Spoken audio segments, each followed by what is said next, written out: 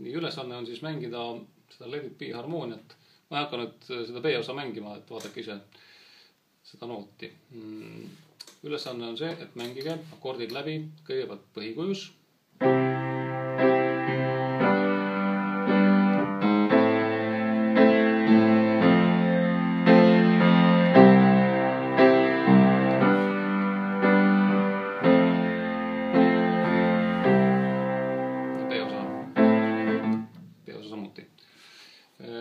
Edasi, kui põhikujud on teil selged, mis ilmselt saavad üsna kiiresti selgeks. Nüüd mängige ainult sekstakorde ehk siis esimest pööret.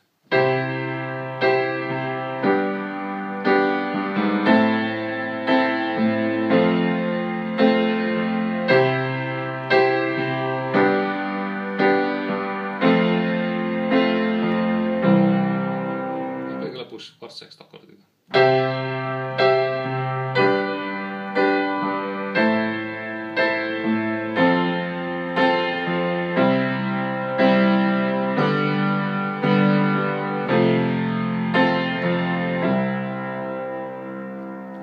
Peate kogu aeg hüppama käega ja see ongi hea, sest te peate kogu aeg tegelikult järgmist akordi ette nägema.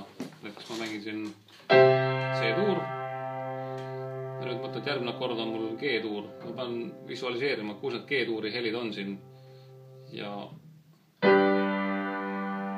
siis võtan selle järgmise akordi. Proovige alati läbi näha seda järgmist akordi, mis teil on vaja mängida. Ja selles mõttes aitab see, et teil on samasugune struktuur kogu aeg paremas käes. Kvartsekstakordi puhul siin on 2 valgutklahvi ja siin on 1 valgutklahv vahel. Ja üks võimalus veel siis paremini meelde jätta on, et põhitoon on teil kvartsekstakordi puhul see keskmine heliakordis.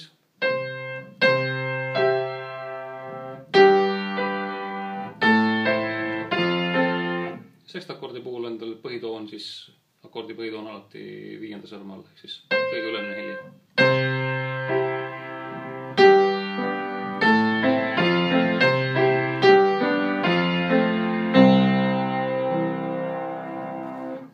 Ja kui C-tuur on teie jaoks juba selgeks harjutatud, tunnete, et ei paku üldse pinget enam selles mängida, võtke ja mängige ka F-tuuris.